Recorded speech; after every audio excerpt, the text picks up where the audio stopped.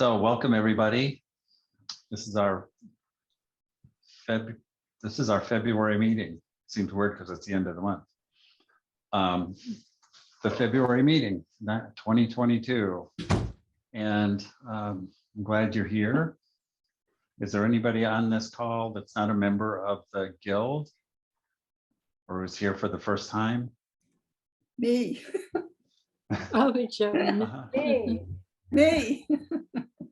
I'm Joan's daughter. I'm Gray. I don't have my video on. Oh, now, you're but there. Here to listen to my mama. Great. Anybody else? Oh, that's my friend Kelly in Santa Fe. Hi, Kelly. Jerry Caruso, not a member either. Not yet. And where are you? Westlake Village. Oh, cool. Mhm. In our territory. I know. Not too Yeah. far. And I'm here for the first time also to hear my friend Joan speak from Ojai. And who is that? Elise is a This is wonderful Elise. potter. I've met you before, Elise. Win, lots of times around the place in Ojai. So yeah, I'm really thrilled and grateful to be able to listen to this. Welcome. Thank you. Yeah. So is there, I didn't make a poll of anybody, so it's just going to be a crapshoot here. Does anybody who's on the board have any like guild business that they need to make sure everybody hears before the presentation? An announcement or? I see your hand. Well, I don't. Oh. Hi, can you hear me? Yeah. I just was wanting to announce that the marketing department would like to do some more exhibits at the gallery for juried members. So you may not be in the actual gallery, but we are doing some events, especially over the summer when it's really crowded. And I need someone on a team service who can help me. It's not a lot of work, and I could definitely train you into how it works, but it would be more or less just helping, you know, coordinate with the juried members, send out notices and then coordinate. They have to have inventory numbers, and I've done it before. It's really quite easy, but I do need someone on the team service. So I was just wondering if anyone out there would be interested in that. And if so, you could contact me. That would be great. Unless someone wants to tell me tonight.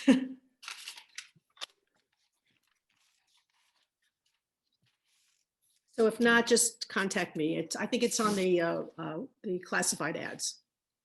Okay. Mhm. Ellen Wallstetter.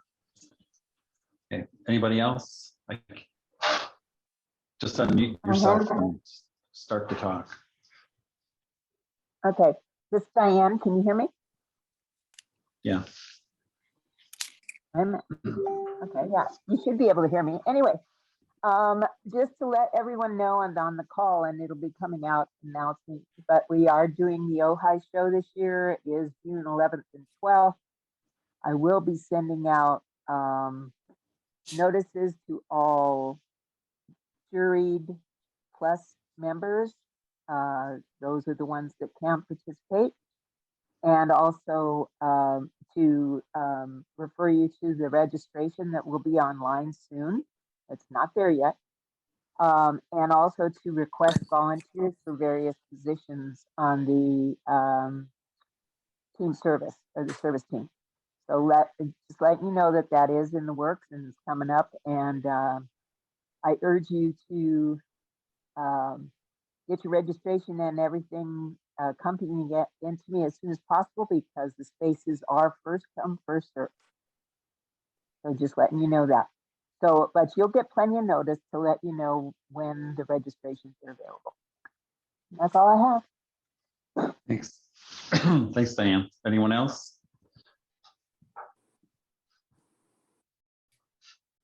Countdown. 3, 2, 1. Oh. Okay, Faz. Okay, I'm going to start off and ask everybody, please mute your microphones.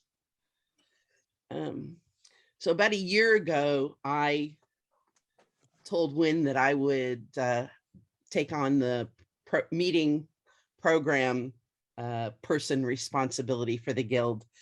And at that point in time, one of my goals and objectives was to find somebody that could come in and talk to us about where they found their inspiration, how they continue to bring a creative process to their work. And I talked to a number of people about, who would you suggest? And I asked a number of people, was that something that they were comfortable doing? And everybody basically told me no.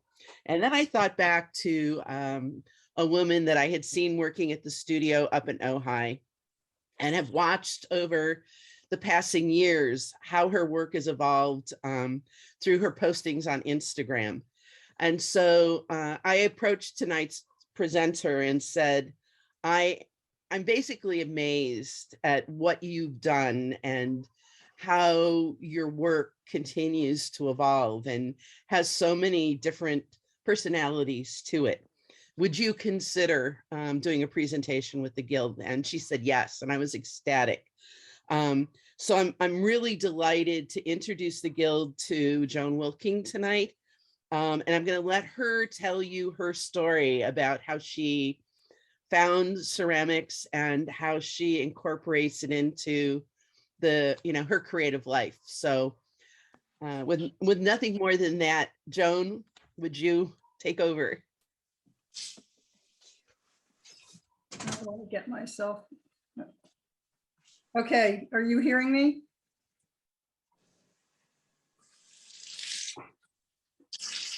So 7 years ago, I left my home on the Northeast coast to escape the ice and snow of New England winters. January, February, and March since then, I've lived in Ojai. For many years, I worked as a graphic designer and writer, hunched over a computer, which was not how I wanted to spend my winters. So I looked around for something to do that would get me out of the house and happened upon the Ojai Clay School and Studio. I signed up for Carol Paddock's hand building class, made some pretty clunky cups and vases, which now reside holding my daughter's toothbrush and flowers in her bathroom in Ventura, the same daughter that's watching this tonight. But I was hooked on clay and being part of a clay community. I loved the earthiness of it and gave myself permission to learn the craft, but break through it into a more creative practice. Since then, I've thought a lot about the aesthetics of clay, how like graphic design and writing, it can have a distinctive voice unique to individual artists. And I'm going to share my screen with you now. I'll share a screen with you now to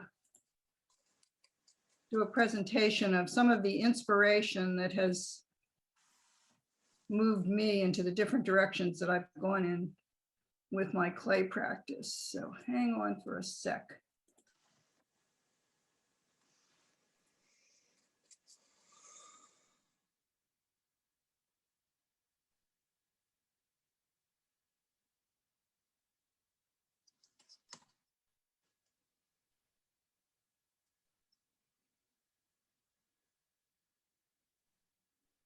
So this winter, I've been working on perfecting a coiling technique using slab strips rather than coils to create vessels topped with playful lids and finials and embellishments, including an orange ball that represents the coronavirus. Hopefully, we're all nearing the end of that.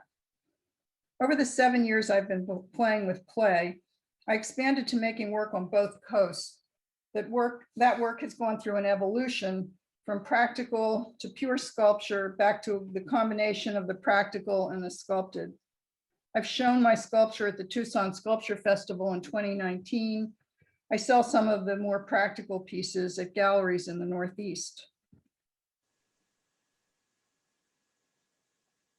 I've always, in the galleries in the Northeast, these pieces are close-ups of different areas of the pieces that I've made most recently in Ojai.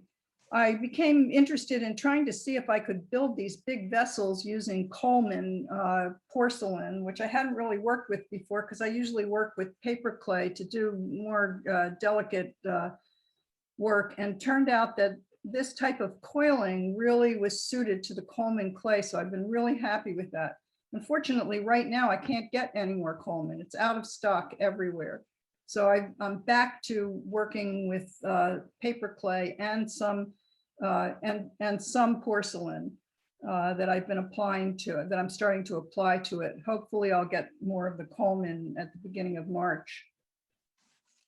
But my journey has gone through a lot of iterations.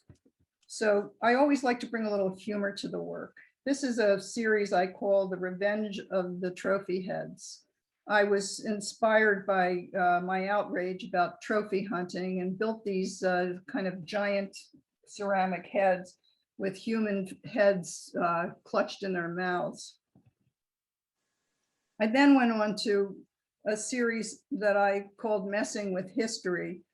Now, I've always been interested in historical ceramics, and these pieces were inspired by the French Palissy ware, and then this one by Palissy ware combined with some imagery from rose medallion pottery, the Chinese rose medallion. And these are made of paper clay. I think I would have had a very hard time building the layers of this without it, because these pieces are quite detailed. I then went through a period where I was fascinated with the ordinary and how do you turn the ordinary into the extraordinary.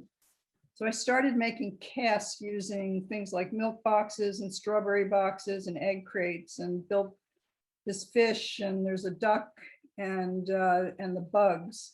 I also started doing a lot more mixed media work where I was adding wires and beads and to a lot of the work that I was doing. And this was all a couple of years ago. Now, most recently, the last winter that I was here working, I was building these vases that used impressed images from hardware store items, and trying to get the paper clay as thin as I possibly could so that it was translucent, and you can see the light through some of these things. I also started experimenting with applying porcelain to the paper clay. And these were made on the East Coast in a lower fire environment. The paper clay with a CO2 cellulene porcelain additives to it. The bow on this piece is the porcelain. The flowers and the butterflies on this are the porcelain applied to it.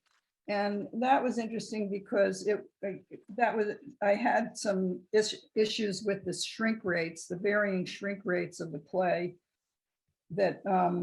So there was a lot of trial and error to get them to work, and less was more. When I tried to apply large pieces to the paper clay, I had a lot of cracking, but when I kept it small and learned how to tack them just the right way, they worked pretty well.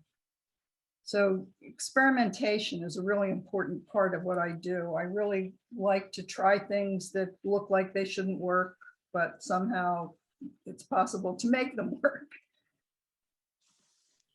So now I'm going to talk about some what inspires me. All the while that I've been doing this work, I've been following other potters, admiring the artistry that they've brought to their work. And as I think most of us do, I really look at a lot of stuff on Instagram, and there's such a wide variety. This is just a representative group of artists whose work I find really interesting, who have found very distinctive voices in their clay practice.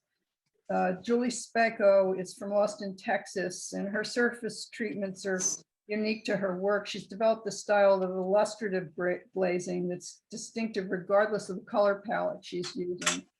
So, you see the greens and the blues and the browns here. Some of the work is much paler, some of it's darker. There is a range of her work that goes more to the pinks and the reds, but whatever it is, it's her look, it's her voice in the ceramics. This is the work of Hisu. I missed somebody here. Hold on. No, I guess not. This is the work of Hisu Lee, who's out of Berkeley, California. Her work is very delicate, very intricately designed. These pieces are much larger than they look in the photographs, and they involve tiny little bits of clay added on and added on and added on, and then cut and pierced, and then glazed to look like watercolor over the porcelain. And it's just such a wonderful, distinctive look that she's developed. This is the work of an artist named Avital Sheffer, and she is Australian. These pots to me look like they come out of another century, something there. And in reading about her, she references vessels from the ancient Middle East. They're all coil built, which if you do any coil building, you know how difficult it is to build something that's this intricate and exact in coil work. And the surface decorations are done by what she calls a proprietary printing process. And I'm not really sure how she does it. And I've wondered whether she produces her own underglaze transfers or whether these are stencils that she uses. I've done a lot of reading on her, but I haven't been able to find out exactly what her technique is, but you know, which I think is probably purposeful. That's Ruth at Easterbrook. She's at the Clay School of Philadelphia, the Clay Studio of Philadelphia, and she both hand builds and throws, but what really turns me on is her glazing, the fluidity of the glaze technique that gives kind of an otherworldly feel to all of her ceramics. She also does a range that's in pink, but also has the same look and feel as these pieces. This is a Tomi Hasano. She's Japanese, and she works with delicate porcelain sprig castings of leaves, flowers, and other biological materials. She builds these pieces layer upon layer to achieve work that looks to me like it should be able to float. I'm not sure if you can see the detail of each of these elements on these pots are individual sprigs that are layered on in incredibly thick layers to create a piece that looks like she's thrown a pot and then it has organically been covered with these sprigs. And that's pure porcelain with no, she doesn't do any glazing, except some of the pots that she does, she gilds the inside of them. And her work has been shown at the Victoria and Albert Museum. They also, some of them are you know, a size you would imagine, some of them are very, very large. So the work that must go into them has to be incredible. This is the work of a Mexican, Gustavo Perez. And I was interested in reading about his process. He claims that he does not now and never has looked at anybody else's ceramic work. He's only interested in his own. He says his work draws on a cocktail of influences, including architecture, dance, literature, and music. And I can see all of those references into it. They almost look like, you know, musical or dance notes. And it's really interesting to me, the surface that he gets, but then when you see the way he glazes them, he almost completely negates the imagery that he's drawn on them.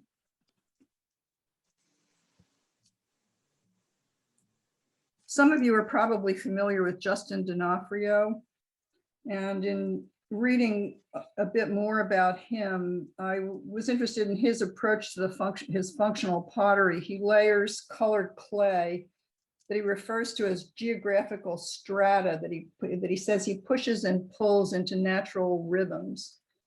And a lot of his work with the colored clay is done to create these gradations. And again, like a piece like this is several feet tall, as opposed to the cups. I had wondered like what the size was. It's interesting when you see the things from a photographic standpoint, it's hard to tell what they feel like in terms of scale. And so obviously a cup is something that has to work in your hand, but the vessels that he makes, some of them are 2 and 3 and 4 feet tall. This is the work of Molly Sculpts. I selected her as one of the potters who uses very loose painting glazing techniques on her pots. I just really love the openness of the glazing on her ceramics. Her body of work takes a free-flowing approach to the glazing, which gives the pots a dynamic energy, and she mines the environment, folklore, history, and current events for her subject matter. She's done a lot of pieces that have Smokey the Bear on them. I think you can see that in one of them. And bears seem to be, and other animals seem to be thematic in her work. As sloppy as these look in some ways, they're also extremely controlled. If you have worked with multiple colored glazes, you know that getting this kind of color is not an easy thing to do. It's really something that is skill that develops over time. This is the work of the Australian Kathy Francie. If you've seen her work before, she does a lot of work with sgraffito where she scratches the designs into the surface of the pots. This is a technique that she's been using more recently where she uses stencils that she applies to the surface and then fills with colored slips. And she makes them thick enough that when she removes the stencil, if you look really, you can see that they're layered on top of the substrate of the clay and have like a raised effect to them. Cutting these things and making them work the way they do and developing the color is something that she's been working on for a really long time as an alternative to the sgraffito work that she does. And I think it's really interesting and really unique. Again, you know, a voice that I haven't seen before that's really interesting. This is the work of Christy Knox of Natural Elements Pottery. I think all of us, and I want to say that she's in my home state of Massachusetts. Most of us at one point or another have pressed leaves or flowers into a slab of wet clay, formed it into a dish, bisque fired it, rubbed some oxide in and glazed over it. Knox has taken that technique to another dimension. She's built a library of bisque slabs debossed with plant materials, which she uses to then emboss clay slabs to build her pots. She mixes slabs and glazes to make her exquisite natural elements pottery. So you can see how they have just a different feel completely. I was watching a demo that she did, and not only does she make the raised slabs, she then goes over them and kind of squishes everything back down before she rubs oxides into them to underlay the glaze. And the effects that she gets are really unique to that kind of look and feel. And this is the work of, where is she? Of Georgie Gardner. And as intricate as some of the pieces I've just shown are, Georgie Gardner's work looks deceptively simple. She throws pots, then decorates them using a carefully controlled engobe technique. She applies paper cutouts of arcing stems and leaves, coats them, applies more cutouts, and another layer of engobe, then peels off the cutouts to reveal designs that are both stark and delicate. So these artists' works are just a few of the examples, not meant to imitate, but to inspire. As for my progress towards a stronger voice this year, I've been looking at a lot of Korean and Chinese ceramics. I think this pair of pots is pretty perfect in color, shape, and decoration. I tried keep trying to refine my slab coil building techniques. So I made some sketches referencing these pots. I made my first attempt the other day and I'm not satisfied with the result. It's a clumsy caricature to my eye. I don't want to replicate those pots. I want to use them as a reference point to create something different. So I'm headed back in to build another one this week, which I hope will be a more graceful tribute to the Chinese originals.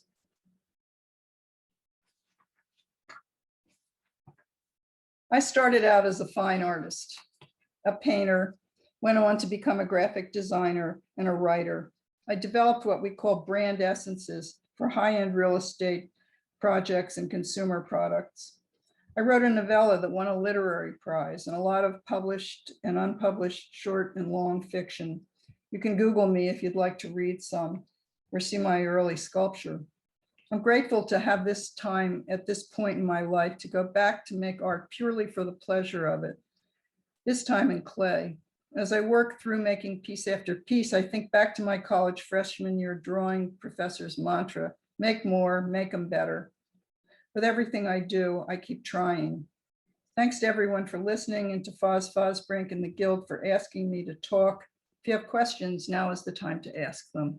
Thanks. Will you take a minute? And one of the things that you and I talked about was where you began and what your focus was at the beginning of your ceramic career and how you feel that is foundational to what you're able to do now. Sort of the difference, the journey of craft and technique to art. Well, I always, as within writing and everything else that I've done, I always talk about the 3 C's, which is craft, creativity, and commerce. I think that initially anything that you do that's creative, you have to understand and learn the craft aspects of it first. So especially with clay, so things hold together, they don't leak, they function, and you have a bank of knowledge that you can apply to then let go of those craft aspects and push them into another area.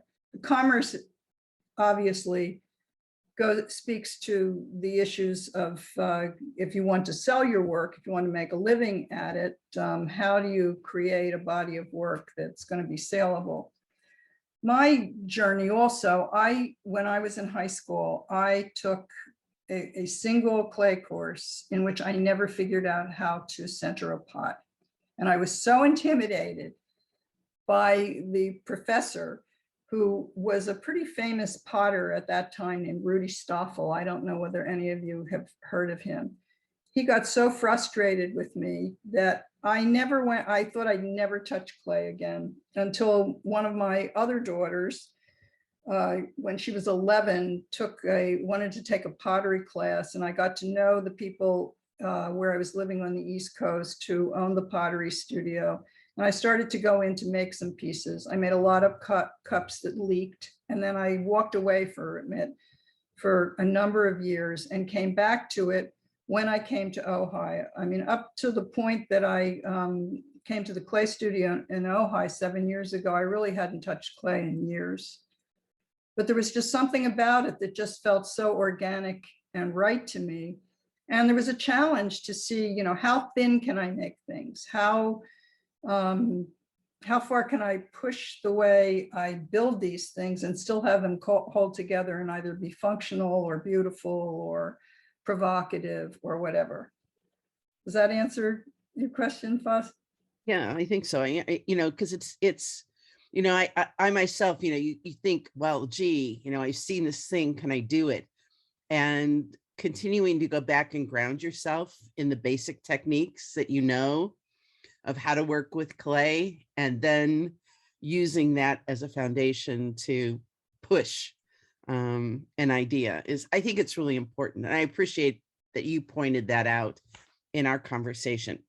I got another question for you. You can stop sharing your screen so we can see you talking. Oh, okay. I just wanted to say also, it's hard to tell, but these pieces are very, very thin and very, very light, which is something that I've always been intrigued by. I keep trying to make things that are lighter and thinner than possible. Sometimes they fall apart, sometimes they don't. I've been delighted that this technique enables me to squeeze and squeeze and squeeze the porcelain to get it like almost paper thin in some instances.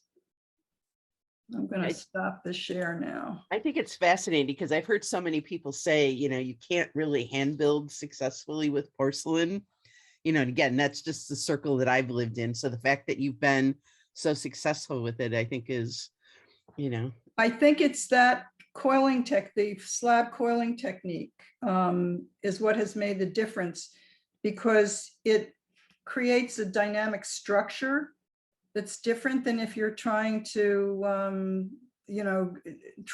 build with larger like slabs that start to slump and fall apart or will slump in the kiln. These things held up really well in the firings, which was a relief for me. So we have a question. Someone asked if you could talk a little bit more about your sketching, how you use it, and do you always sketch first, or sometimes do you just start off and see where the clay takes you? No, sometimes I just see where the clay takes me, but this year I've been I really did more drawing, and I have done more drawing in the past. I don't know, some of you know that I spent 440 days doing drawings on Instagram when Trump was running for presidency, and through his presidency and through the pandemic, just to keep myself sane. Basically covering all of whatever was going on that day, politically or with the climate or whatever. And that had started with a notebook that I brought with me to Ojai, where I'd started doing drawings of pots that I wanted to make. That year I was interested in the shapes of Turkish Iznik pottery, and had been drawing some pieces that referenced those shapes. And then when the pandemic hit, I started doodling into those pages, rolls of toilet paper and paper towels and things that you couldn't get. And that led me to doing the 440 days of drawings when I couldn't really do much of anything else. But it was a relief to be able to get back into the studio. I think for all of us, the clay work has kind of kept us going and engaged during this time. The relief of being able to leave the house and go somewhere where there were just two of us working in the studio on the East Coast, or just a few on the West Coast, even though we were masked and sort of screaming at each other across the studio, just really, at least for myself, kept me going. Can you talk about what what your firing cones are for the different clays? Well, here it's cone 10. And on the East Coast, I fire an electric kiln, which is 5/6. And in the past, I've come out here and it's taken a couple of firings for me to get any decent results, because I've gotten used to the way I've glazed and built in a different, at a lower temperature. But this year, these pieces, the Coleman pieces, all just looked great coming out right from the get-go, which was really exciting to me. And it enabled me to build things that are much bigger than I was usually building here. So that also was a big plus. Other questions? Any questions about the people that I showed, or anybody referencing other people's work that they think is really a good example of, a unique voice in their work?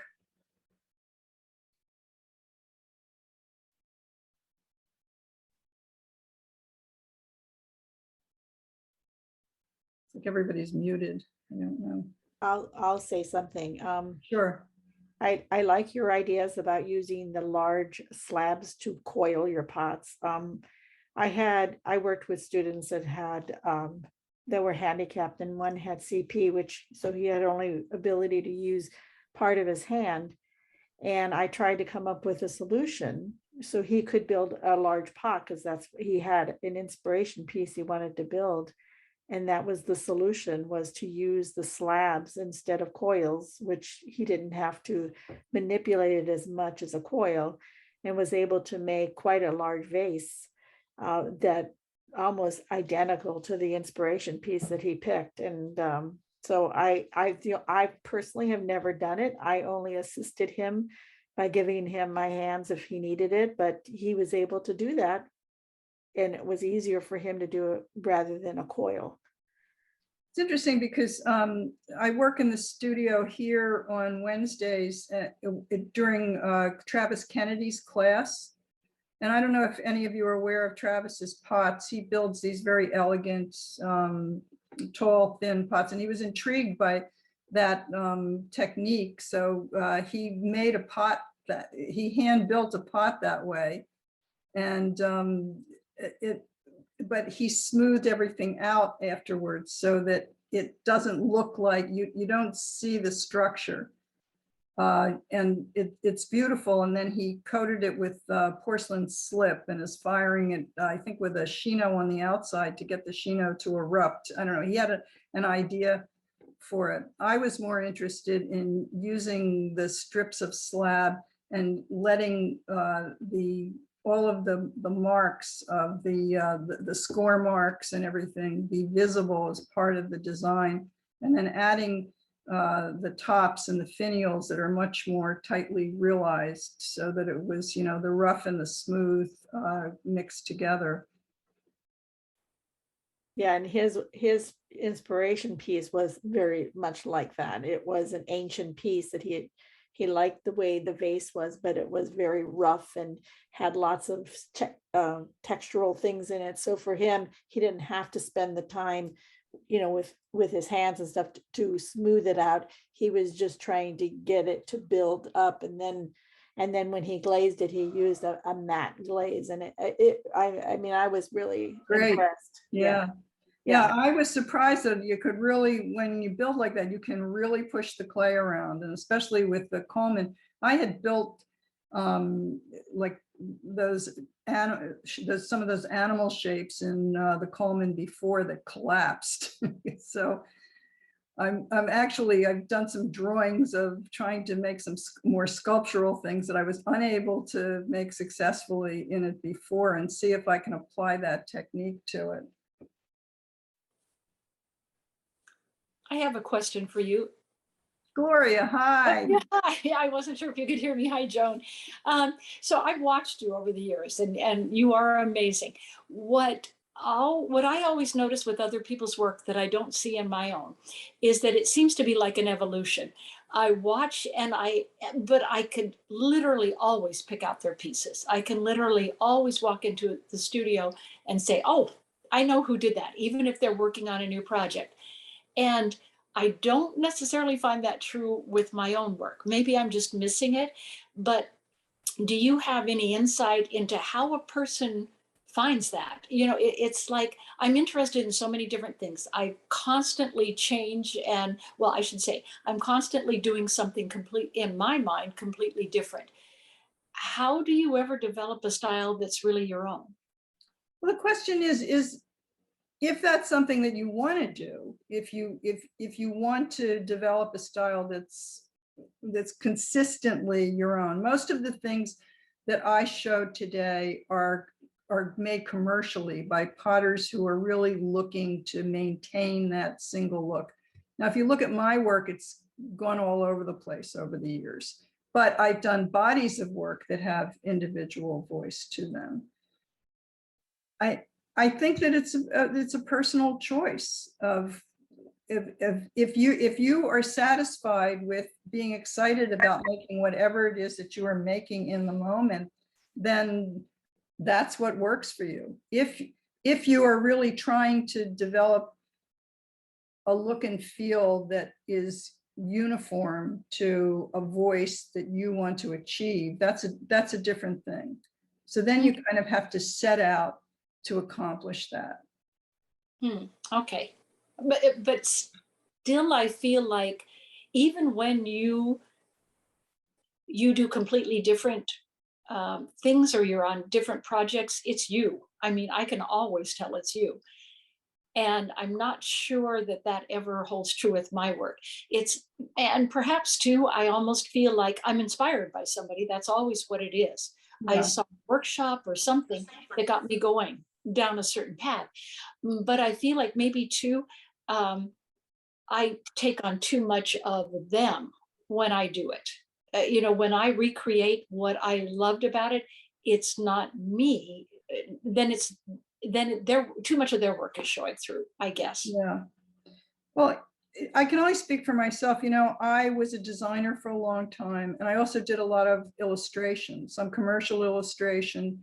So there's always my style of illustration, I think, is present in a lot of what I do, because even these pieces that I'm doing now, they have little bugs on them, or butterflies, or, you know, worms applied to them, that are in the style of illustration that I do, which that channels through me somehow. I don't really understand exactly where that comes from. Sometimes I draw things that I don't really want to look like what they end up looking like, but it's something that's kind of built in genetically to the way I draw, I think. This is this is Joan's daughter, Gray, chiming in on that. I always say that my mom's pottery looks like her doodles come to life.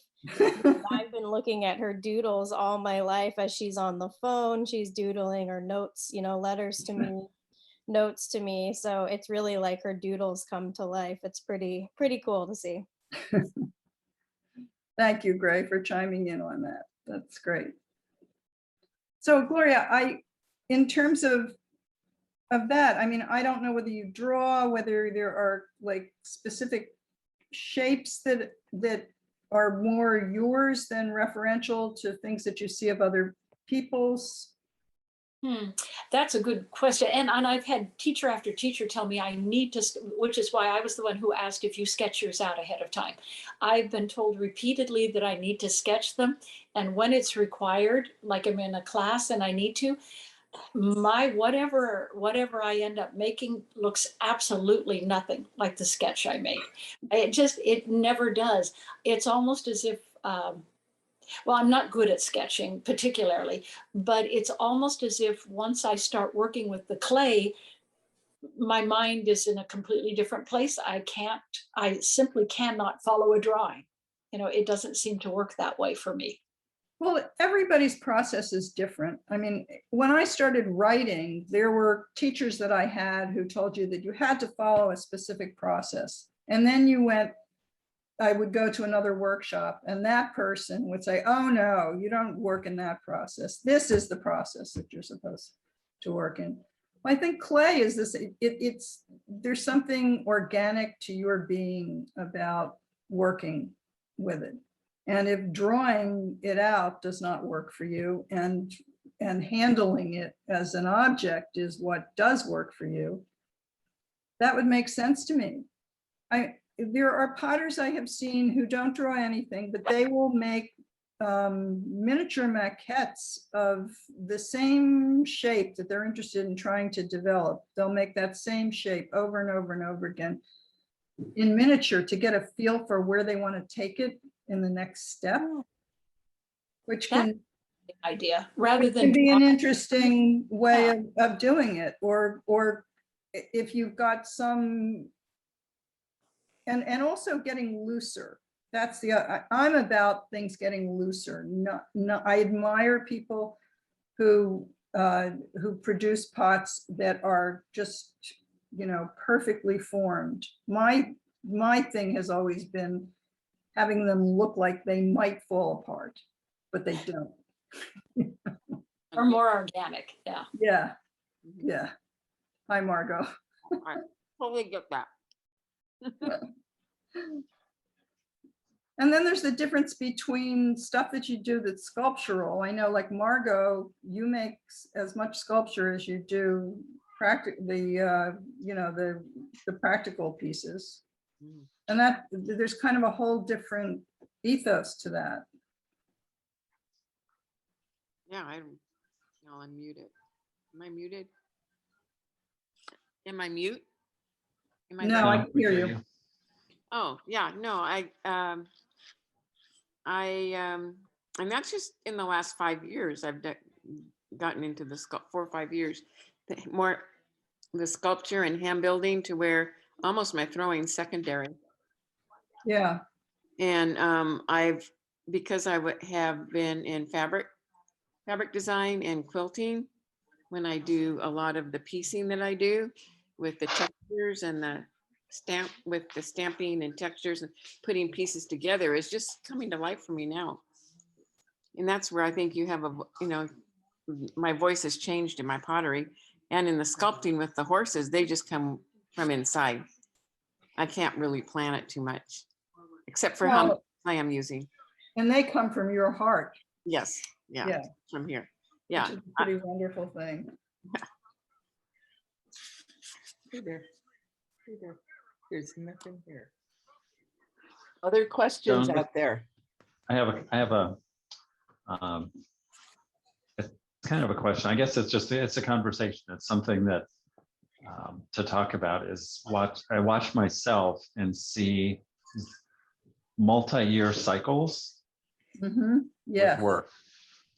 And that on average, it seems to take me 2 to 3 years to work the technology out. And then another year to really finally fine tune the aesthetics. And then I'm satisfied for a couple of years making that. And then I start to get bored. And the next cycle starts. And it's actually interesting. This is happening like right now, because I'm right at the point where something new has to happen. And it's not at all because I'm dissatisfied with anything that I'm making. There's just something gestating, and I can feel it. And I've been trying to see how do I fit it into my normal schedule, and realized in the last few days talking about it with some people, oh, no, that's not what I need to do. I actually need to declare a month that I don't make anything that I'm normally making, and all I do is play with the new stuff. that's great. Yeah. I wanted the pieces that I've been making this year here. I came here thinking that I was going to, do try to teach myself better skills in coiling, and somehow just decided to start cutting a slab in strips as a starting point to see how stuff went together. And then I liked the look of that so much that I just kept making stuff like that. And it's interesting when you talk about working in cycles. I think what happens to me is because I go back and forth and I go from one environment to the other, I kind of set my head to work through a specific group of work through the 3 months that I'm here. And then when I get to the East Coast, it sort of shifts to whatever else was percolating. Mm.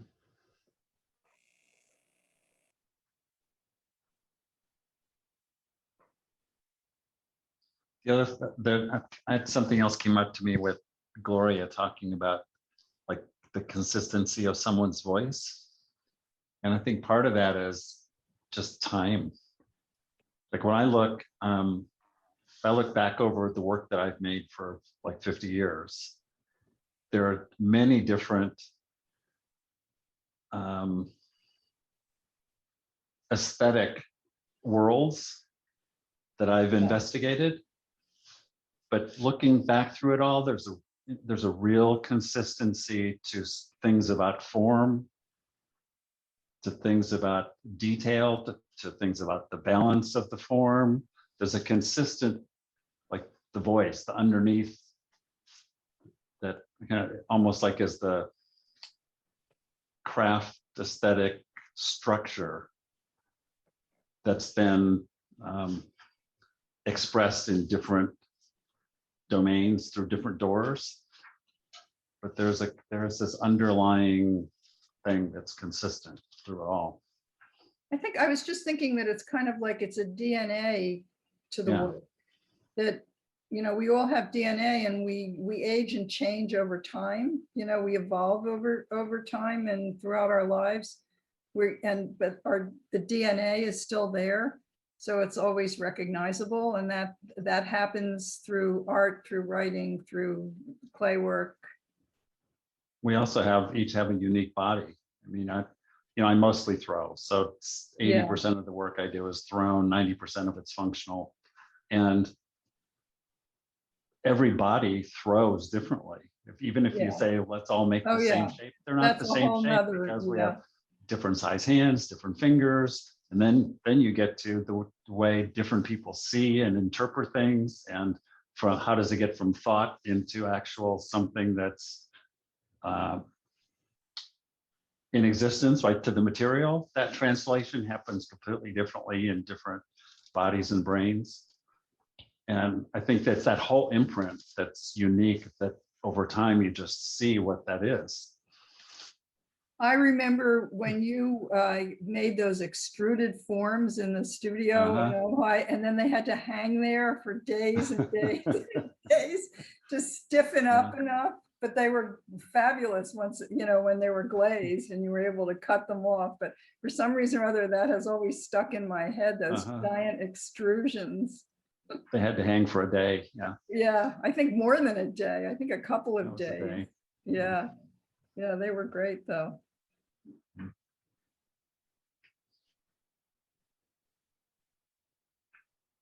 Anybody else? A lot of people are muted. I'm curious as to why you're talking East Coast versus West Coast. What makes you go from one place to the other? Oh, well, I live 9 months of the year in Ipswich, Massachusetts, on the North Shore, north of Boston, about 30 miles north of Boston. My daughter, who is on this Zoom, lives in Ventura. So I started realizing that if I didn't escape winter and come out here, I would only see her once or twice a year. So I come here 3 months of the year, January, February, and March. And as I said before, this is the 7th year that I've been coming. And I work out of a studio in Ojai. When I'm on the East Coast, I work out of my friend Dale Bryant's studio in Raleigh, Massachusetts. And they're just two completely different firing environments. One's electric, the other is, the big gas kiln, the Cone 10 gas kiln. And do you transport your tools back and forth too? I do. Which I've actually, each year I've gotten more and more efficient about that. I have one suitcase that I just fill with everything that I need, including the underglazes. I use the Amico velvet underglaze palettes to add color to the pieces that I work on. And so they're pretty compact to travel with. It's not like I'm carrying big jars of things.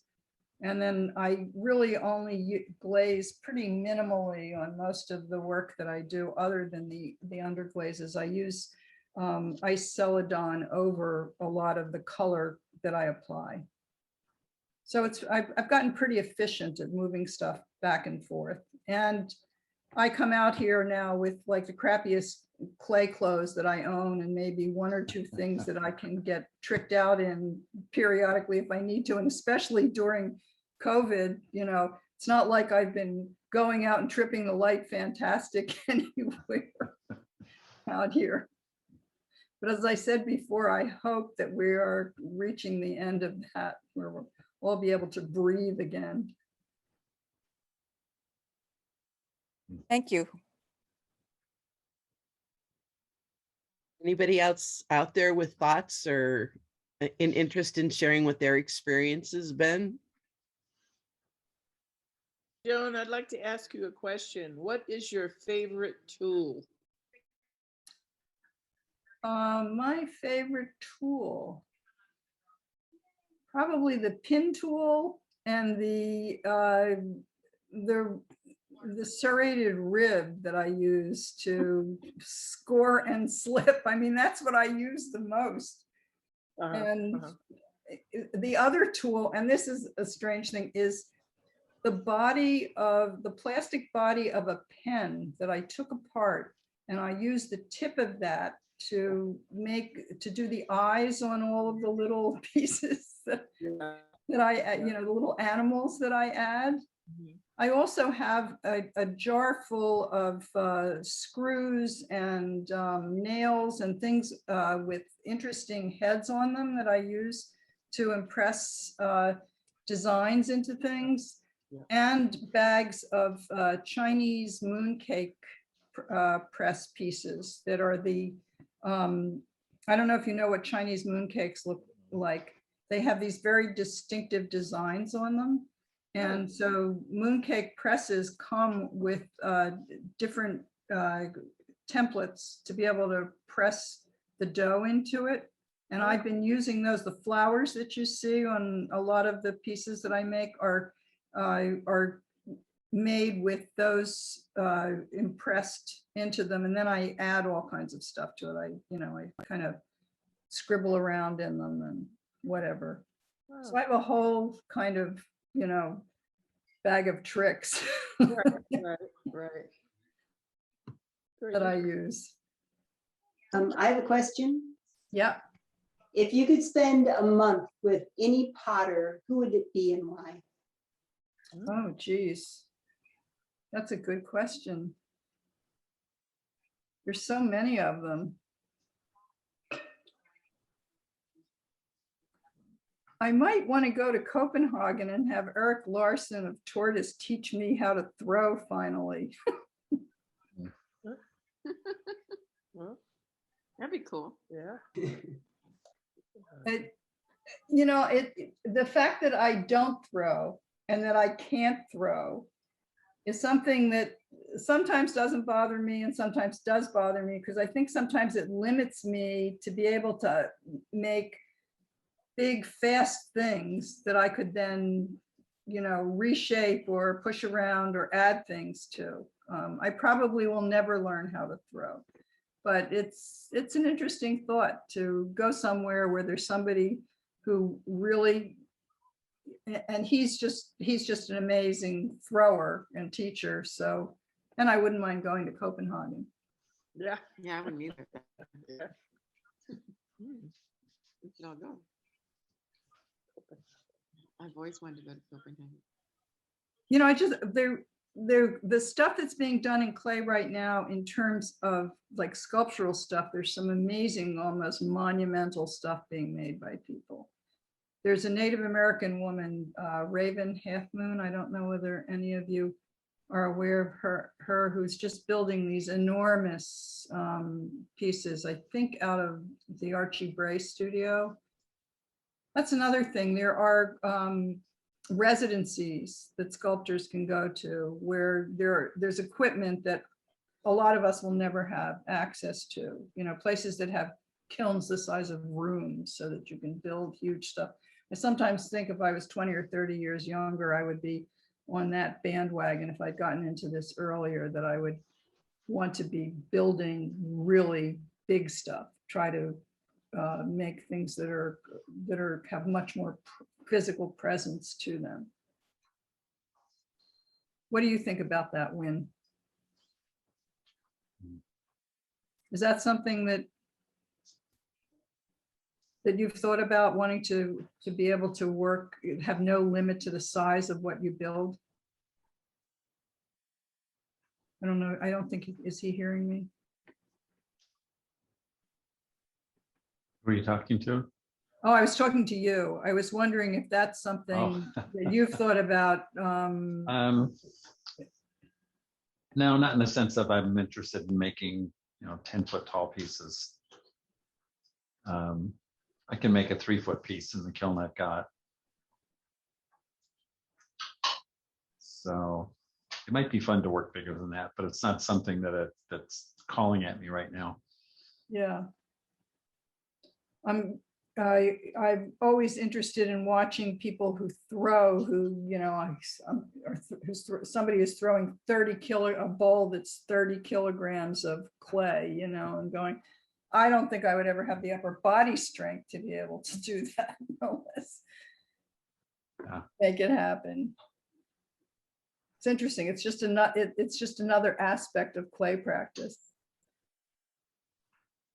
Well, the China, if you haven't seen anyone on the call, if you haven't seen the 4, 6, 8 hand Chinese throwing 150, 300 pounds of Yeah. porcelain, Yeah, like they 2, build 3, 4 koi guys koi at ponds. once, Yeah, all at the same time, working together, throwing hundreds of pounds of clay. pretty amazing. With a kick wheel, on a kickstand wheel, right? One.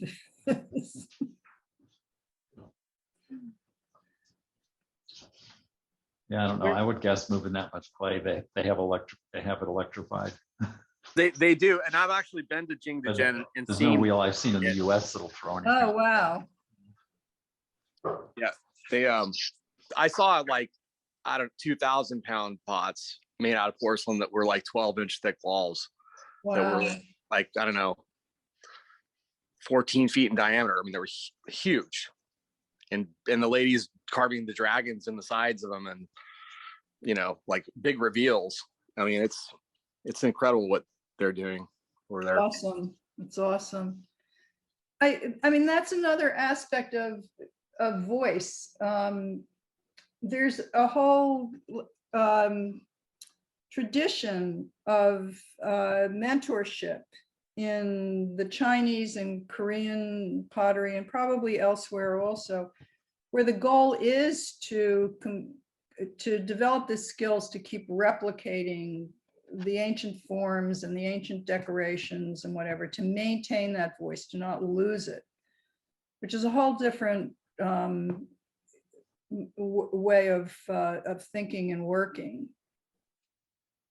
Because it's not about the individual, it's about the collective work of the community, of the clay community. Did you find that in the Chinese potteries that you visited? It was like an assembly line. So in Jingdezhen, it's like a national treasure. It's like almost like an event you go to, Right. and they're actually doing it there, and they have the whole shop, and they have the master bowl thrower, and he's like, all he does is that's all he does. That's all he does. And he literally, and there's a person that brings the wood plank, and then there's a person that, takes the wood plank over, and then there's a person that dries it, and there's a person that trims it. And it's like a whole production, and they only do one small part of it. So it's a big collective. It's a machine. Yeah, it's an interesting thing. I remember watching videos of, I can never pronounce it, the Korean ongi potters who build those giant moon jars with 5-inch thick coils. And there's one guy who does nothing but hand the coils to the potter, and another guy who does nothing but roll the coils. And I was reading about them, and those guys apprentice, 10 or 20 years before the guy who rolls the coils is allowed to hand one of the coils to the potter. So it's definitely a group activity.